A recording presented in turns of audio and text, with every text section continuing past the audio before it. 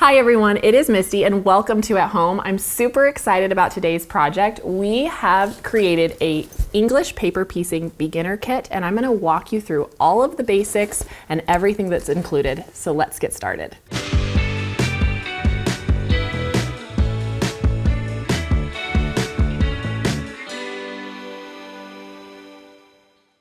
All right, like I said, I am so excited to share with you our English paper piecing beginner kit. It comes in this great little zipper tote bag. It has a carry strap that I've got tucked away here for now, but you can wear it crossbody and take it with you on the go. Because for me, I have found that I enjoy slow stitching, whether it's embroidery or English paper piecing, when I travel. When I'm sitting in the car or on the airplane, I love having something I can do to keep my hands busy. So let's go ahead and dive into this kit so I can show you everything that's included. So we will open up our zipper here.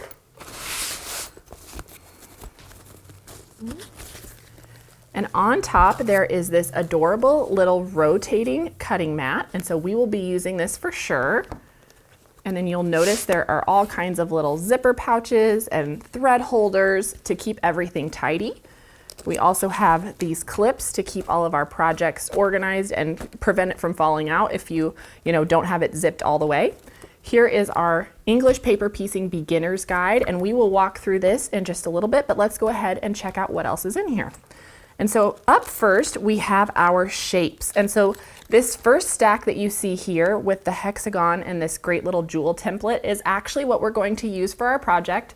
I'm going to teach you how to make this great little hexagon flower, and we'll applique it to this tote bag. So these are the shapes that we're going to use today, but there are a few others that are included. So we also have these little diamonds and triangles. There is a needle threader, 2 needles, and a needle minder. And then a cute little pair of scissors, your glue stick, and your thread. And the tote bag that you need to make this project is actually included as well. So I'm going to go ahead and get this all out here, and I'll show you how to get started with our hexagons. All right, so I have everything that I need to make our cute little hexagon flower. So I've pulled out 7 of my hexagon papers and 3 of these little jewel papers. And I also just grabbed a charm pack, but this is a great opportunity to use your scraps and your stash. So don't be afraid to just play with what you have. You don't need anything special, and really you can make a lot of things work. And I also want to point out on this tote bag that we're making today, I used scrappy fabrics to make my petal, and it looks great. And then on the wall hanging you see behind me, I used the same prints in each petal, each flower, excuse me, and it also looks great. So really whatever you do, this is going to turn out amazing, and just enjoy the process. So first up, I am going to flip through my pack here, and I'm going to pick something to be my center. And I like this cute little blue stripe. And so I'm going to grab one of my hexagons, and I'm just going to use my paper as my guide to rough cut this. And you could do this with scissors just by holding this like so. But I actually love to use my rotary cutter and this little rotating mat. And so if you have an extra rotary cutter, don't be afraid to throw this in here. Really, you just need to make sure you have at least a 1/4 inch of overhang that we can fold back onto our paper. And so I am just going to eyeball this with my rotary cutter, pulling my extra fabric out of the way. And then this little mat will spin.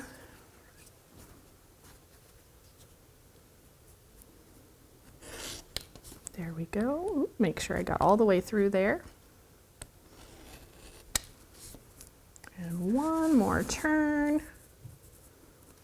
And you can see I'm just getting it as close as I can. It doesn't need to be exact. There we go. And so now we can use our glue stick. And this is great. It just turns up if you need to get any more. And so what you want to do is you want to make sure you're about an 1/8 inch at least in from the edge of your paper, and you're just going to run a thin line of glue. And then I can set this down, and we are just going to roll this back with our fingers. And the first one is always kind of the trickiest one to get started. And we just press that, and you can see how the glue holds it in place. And so then now I can just spin this and make my way all the way around my hexagon by just putting a little glue and rolling my fabric back. And that's why you want to make sure you have at least 1/4 inch or more, because all of this is going to be hidden in the back of your block. And so you don't have to worry about if the seam is larger than a normal quilting seam. You just want it to be back out of the way and easy for you to stitch through. All right, press that back, and then we're just going to keep going by putting that little bit of glue, folding our fabric over, finger pressing, and rotating our shape. And here is our last little one. There we go. And there is our first little hexagon that's going to be the center of our flower that is all ready to go. So now let's dig through here and pick out some prints for the petals themselves. And that's going to happen in the exact same way that we did the middle here. It's the same hexagon shape. So I'm just going to pick a few of these. Let's see here. Which ones do I want? It should be like a little floral.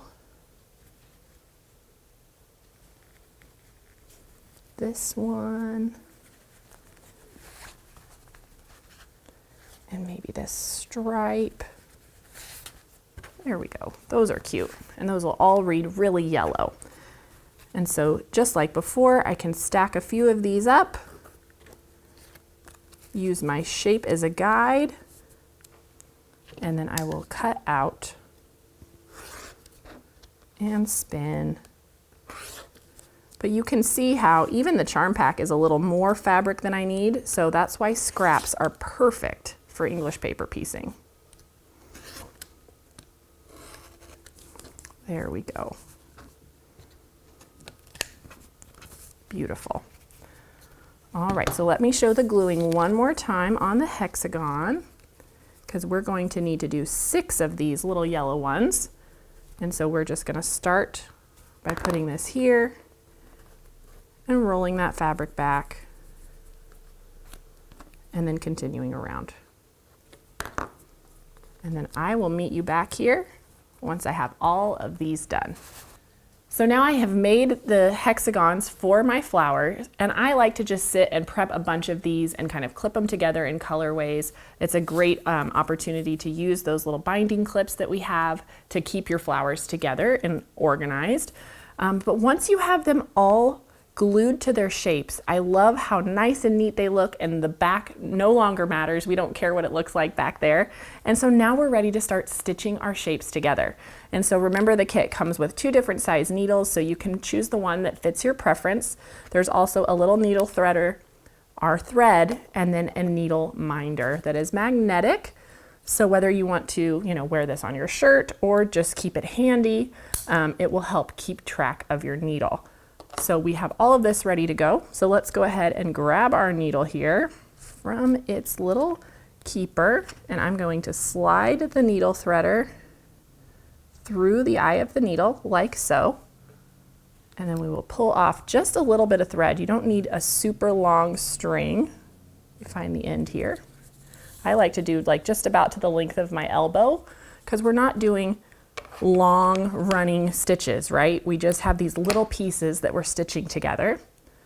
And so then I can slide this end through the needle threader here and then grab a hold. Oops, slipped out on me. Get that back through there. There we go. And then grab a hold of the needle and then pop that through. And there we go. I'm threaded easily. And then this is how I like to knot mine. Let me make sure you guys can see this. So I lay it across my pointer finger, wrap it around and kind of make an X.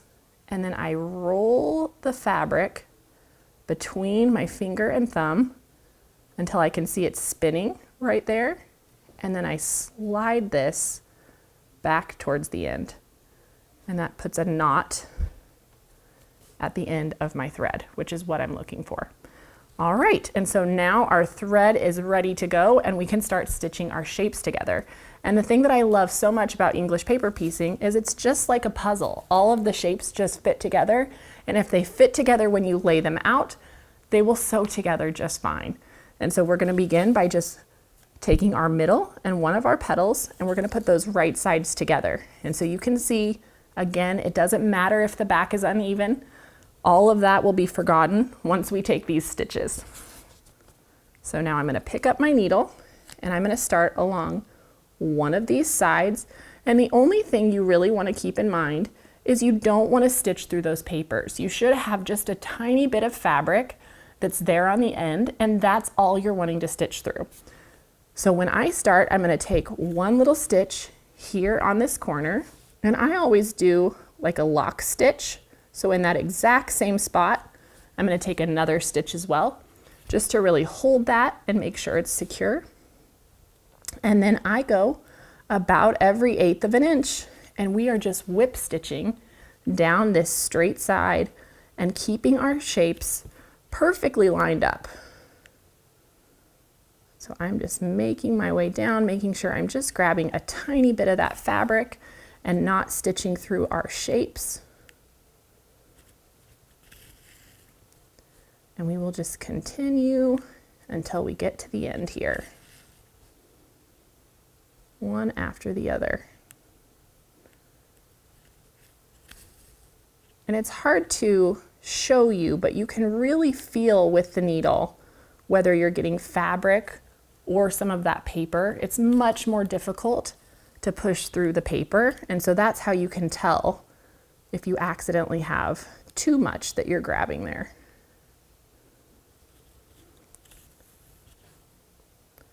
But I think it's important to remember to slow down and just enjoy the process. And like I said, I love to do it when I'm traveling. It takes, an otherwise unproductive time and gives me something to keep my hands busy. And it's really surprising to me how quickly these start to come together when I sit and work on them.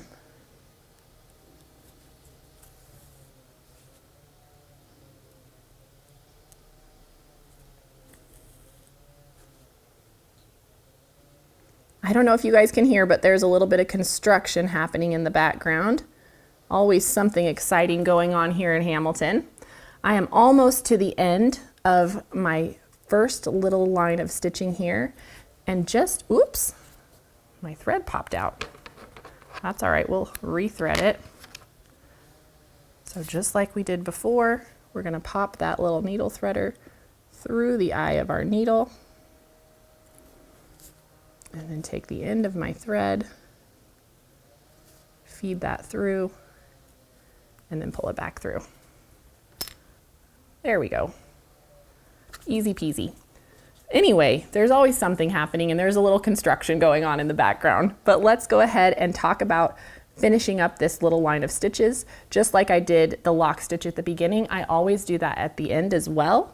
But in this case, we're gonna knot it off really well. So there's one more regular stitch, and then we'll do the first of the lock stitches. And so I just pull my thread until I have a little loop left here. You can see there. And then I'm gonna slide my needle through that, pull it through, and that will be my first knot. And then I'm gonna go back right in that same spot, pull this through till I have a loop, and knot it off. And then you don't always have to clip your thread. You can just add your next shape to the center and just keep stitching as you go. And so I'll show you here. I have this middle here, and you can see that's what I've done. I've just gone around my center and added every single one of my petals. And so now my flower is really starting to take shape. And so now let's talk about how you kind of manage the papers, right? Because now we have to fold them and make everything line up. And that's just part of the process. So let me go ahead and knot this off from my other little shape here, because I'm going to use this thread to finish off our little flower. So I am just going to go ahead and clip this. And then remember what I showed you before. We're gonna make that little X on our finger. We'll roll that back and slide it down to make our knot. And it works every time. All right. Make sure I'm ready to go here. And so now, like I was saying, all of our middles are attached and they're just kind of flapping loose here. And so I am just gonna fold this over because I need this edge to be sewn now. And so I am just gonna continue in the same way, starting with that lock stitch in the same place so it's nice and secure. We want these inside corners to be really sharp, just as if we had done a Y seam on our machine.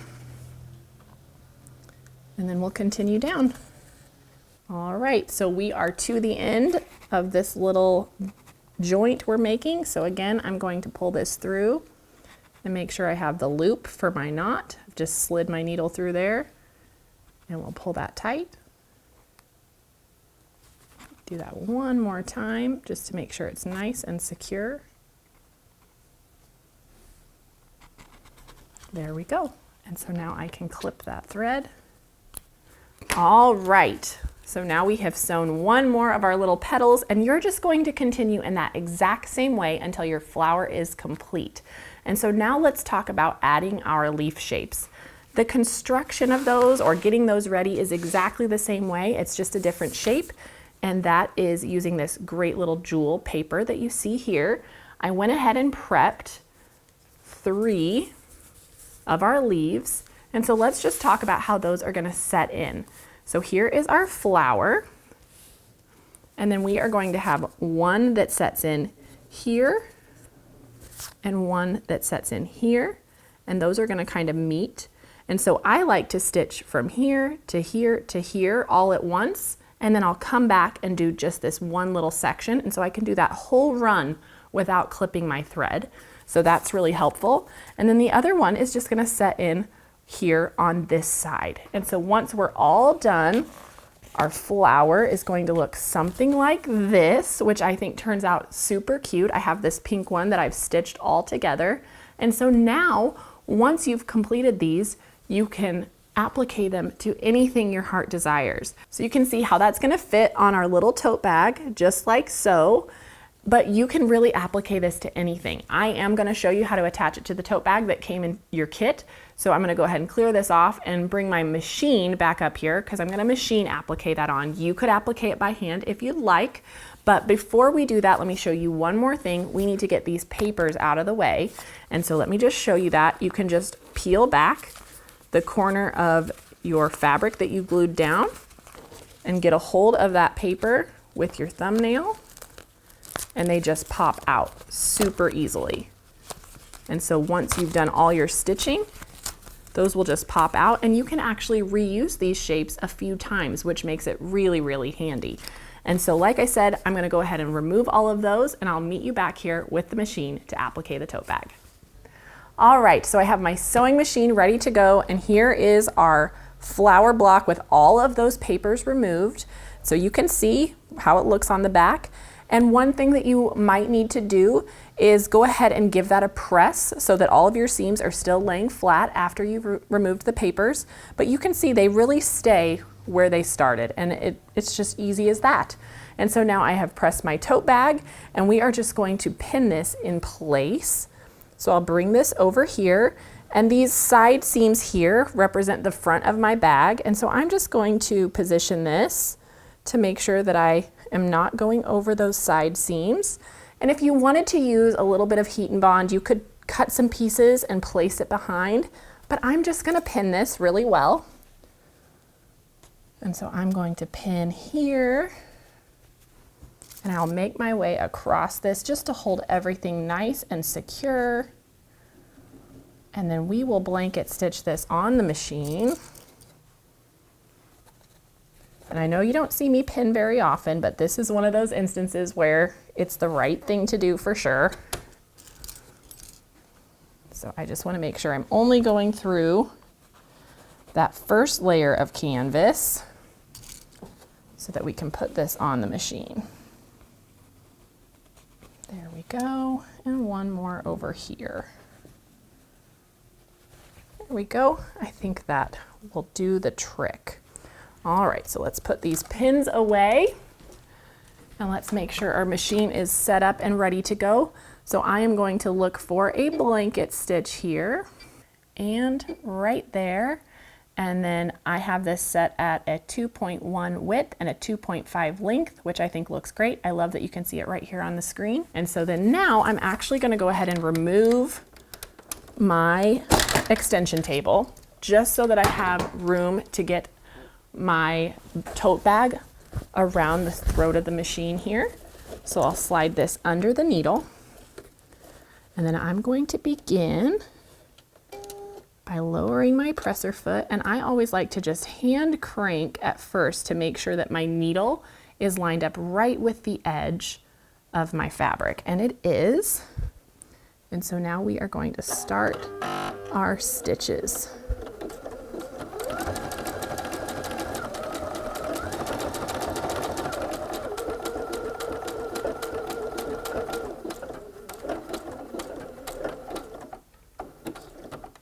So when I get to one of those inside corners, I want to make sure that my needle is staying down, and then I can lift my presser foot and pivot this underneath the needle and come back down this other side. If you need to reposition any pins or anything, now would be the time to do that.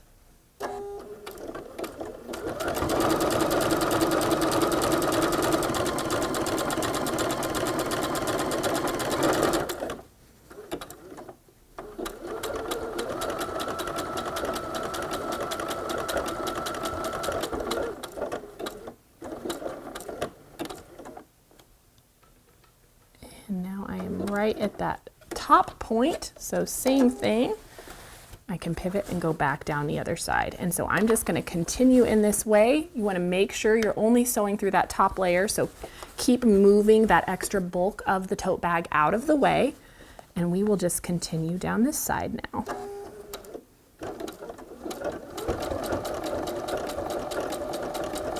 All right, I am just going to continue all the way around the rest of this flower in this exact same way with my blanket stitch, and I'll meet you back here as soon as I'm done.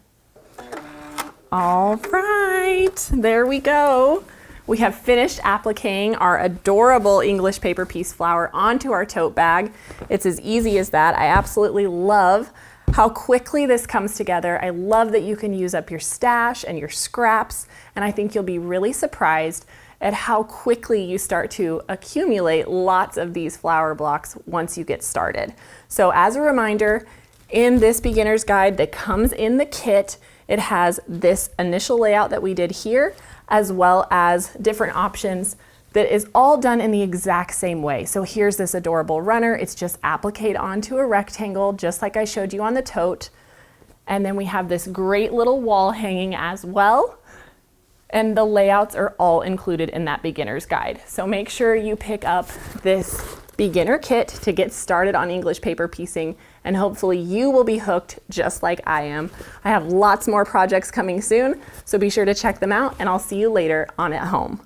Hey everyone, thank you so much for watching At Home. We're so excited to be almost 1 million quilters strong here at Missouri Star. And so if you haven't already joined our family, be sure to subscribe and hit that notification bell so you can be notified of all of our future tutorials, and we'll see you soon.